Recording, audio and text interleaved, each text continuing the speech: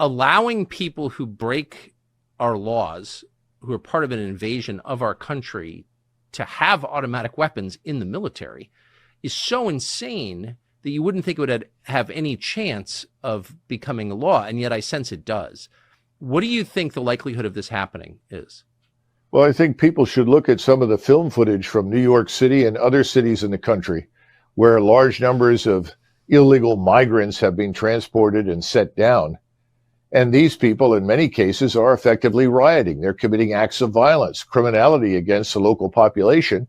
They, of course, are effectively patted on the back, released from custody, and sent back out into the population to repeat their behavior. But if you look at some of this film footage and how upset these people are with us because we're feeding them food that they don't like. They're complaining. They're not getting what they came for. They want different food. They want different care.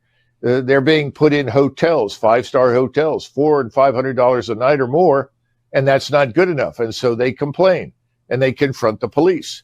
What happens when you arm those people? Do they miraculously transform overnight into stalwart members of the American society and community? I doubt it. I mean, I'll just ask you one more time. Do you think this could happen? I mean, do you think Congress is insane enough to allow this? Are there enough people with common sense or love of country to stop it? What's your guess? Well, you're asking the question that we ask every day in our country, our choice. We think the answer is yes. There are plenty of people to stop it. The problem is Washington is donor occupied. Yeah, that's for sure. Donor occupied. The donors own the political figures. So what do the donors want?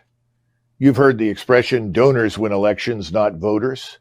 Well, if the voter isn't winning the election and the donor is winning it, are these policies not a function of the people delivering huge quantities of cash to the Hill, whether they're part of the pharmaceutical industry, a foreign lobby, or a defense lobby or something else?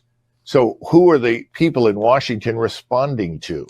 They're not responding to me. I don't think they're responding to you. And I don't think most Americans feel that they're responsive at all.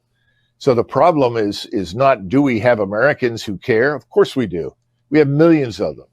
We're not alone, but we're not in power, Tucker. That's the problem. Doug Macgregor, thank you so much for your time today. That was bracing. Sure. Thank you, Tucker. Doug Macgregor, CEO of Our Country, Our Choice.